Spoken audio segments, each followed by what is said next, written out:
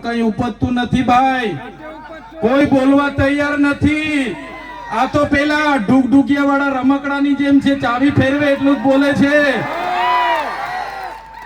એમની સરકારમાં કોઈનું ચાલતું નથી. આ બાજુના વિધાનસભામાંથી એક મંત્રી હતા, બહુ અહીંયા પાવર કરતા હતા, સરકારમાં એનું કઈ ચાલતું નહોતું. હવે ઘરે બેહાડી દીધા છે. એટલે તમને કહેવા માંગુ છું, આ સરકારમાં જેટલા પણ ધારાસભ્ય છે, જેટલા પણ સાંસદો છે, જેટલા પણ એમના મંત્રી તંત્રી છે, આ કોઈ સરકાર નથી ચલાવતા, આ બધા સરઘસ ચલાવે છે. સરઘસ. એમના રિંગ માસ્ટરો તો દિલ્હીમાં બેઠા છે, ત્યાંથી રિંગ ફેરવે અને એના મંત્રી તંત્રીઓ બોલતા પોપટની જેમ ફરતા થઈ જાય છે.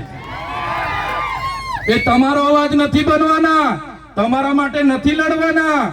ત્યારે એ વાત કરવા માટે અમે આવ્યા છે.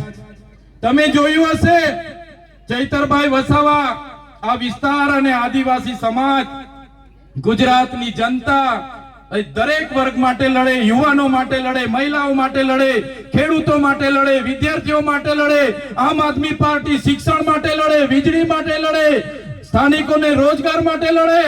ત્યારે આ ભૂપેન્દ્રભાઈ પટેલને, આ હર્ષભાઈ સંઘવીની પોલીસને ગમતું નથી. સાથીઓ, અમને પણ જેલમાં નાખી દેવામાં આવે છે. તમે જોયું હશે 2023માં મારા પરિવાર, મારા ધર્મપત્ની, મારી બહેનો, એમના જમાયો, અમને 9 જણને અમને જેલમાં નાખી દીધા.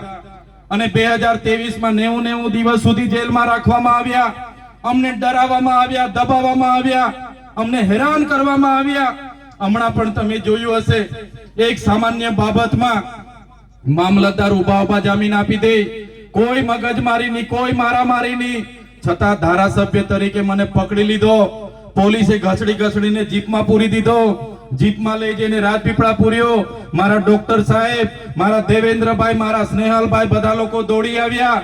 એમણે કીધું ચૈતરભાઈના કપડા લઈને આવ્યા છે, ચૈતરભાઈનું જમવાનું લઈને આવ્યા છે. પણ પોલીસે કપડા પણ નહીં આપવા દીધા, રાતે જમવાનું પણ નહીં આપવા દીધું. બીજા દિવસે મને રજૂ કરવાનો હતો તો ડેડિયાપાડા કોર્ટમાં લાવવાની જગ્યાએ મને સેશન કોર્ટમાં રજૂ કર્યો. મારા વકીલો ગોપાલભાઈ ઇટાલિયા કોર્ટમાં આવ્યા, મારા વકીલને પણ અંદર નહીં આવવા દીધો અને પોલીસ દ્વારા મારા વકીલોને નહીં આવવા દીધા. તમે જોયું હશે, મને રાજપીપળા જેલમાં રાખવાની જગ્યાએ ડાયરેક્ટ સેન્ટ્રલ જેલ બરોડા રાખી દીધો.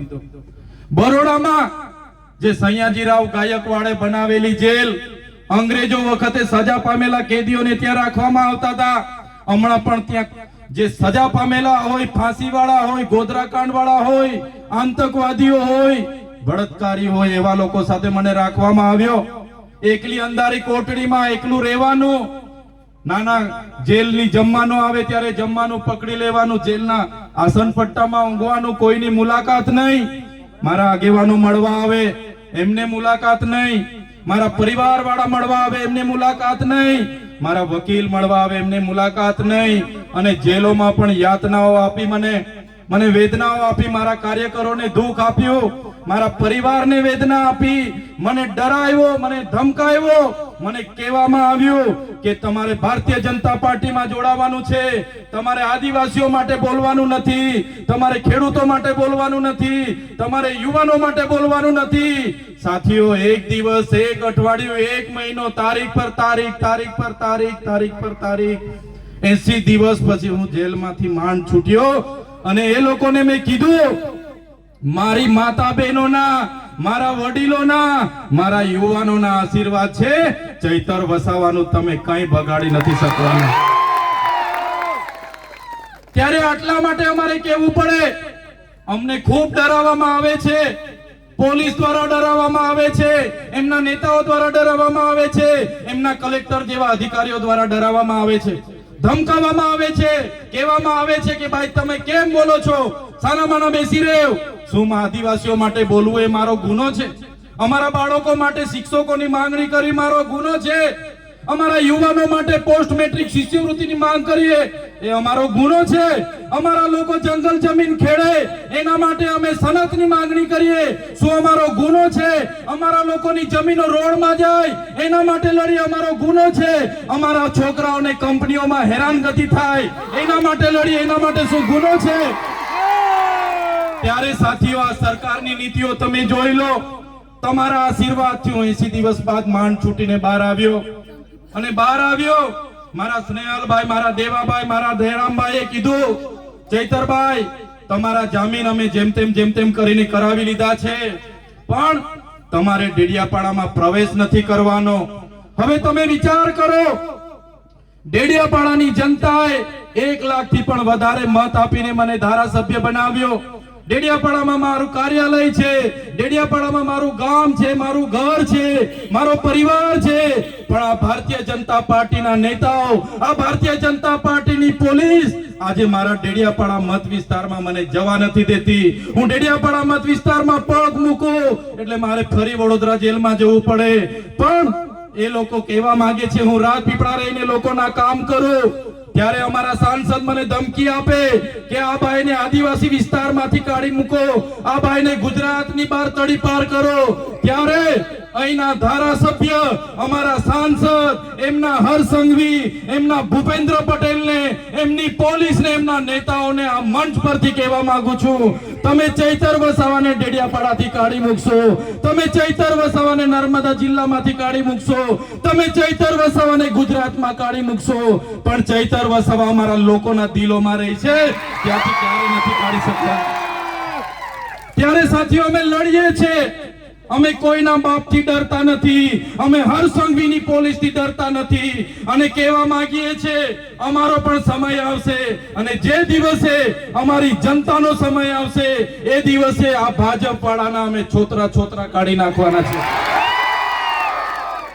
આ ભાજપની સરકાર અધિકારીઓના બળે રાજ કરે છે, પોલીસના બળે અમારા લોકોને હેરાન કરે છે. પણ મારા યુવાનોને આહવાન કરું છું, હવે બહુ થઈ ગયું જુલમ, હવે બહુ થઈ ગયો અત્યાચાર.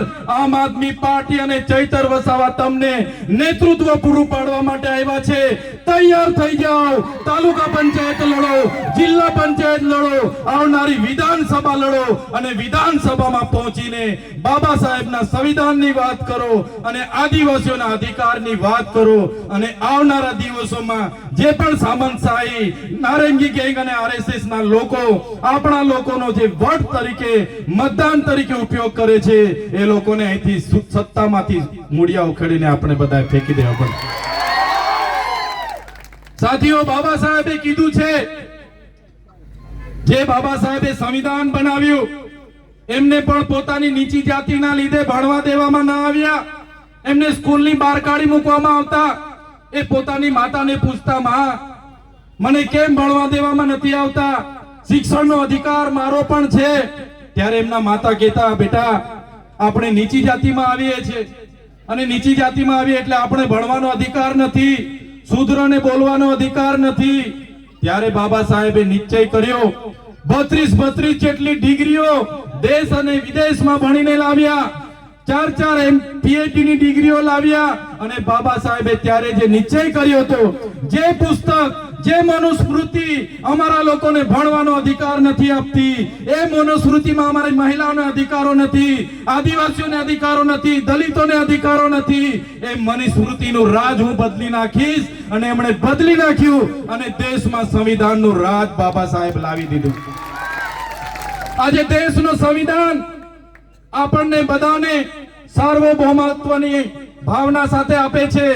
લોકશાહી, પ્રજાસત્તાક, સમાજવાદ આપણું બંધારણ આ દેશને પૂરું પાડ્યું. સાથે સાથે બંધારણની જોગવાઈ, એ ચાહે મુસ્લિમ હોય, હિન્દુ હોય, ઈસાઈ હોય કે ખ્રિસ્તી હોય, બધા લોકો માટે સમાન અધિકારો, ન્યાય, સ્વતંત્રતા, બંધુતા, વ્યક્તિત્વનું ગૌરવ, રાષ્ટ્રની ભાવના, રાષ્ટ્રની અખંડતા આપણું બંધારણ આપ્યું. ત્યારે મારા સાથીઓને વિનંતી કરું છું કે આવનારા દિવસોમાં જે પણ ચૂંટણીઓ આવવાની છે, સંવિધાનિક રીતે તમારા અધિકારો છે, બાબા સાહેબ અને જયપાલસિંહ મુંડાએ આપેલા આપણા અધિકારો છે.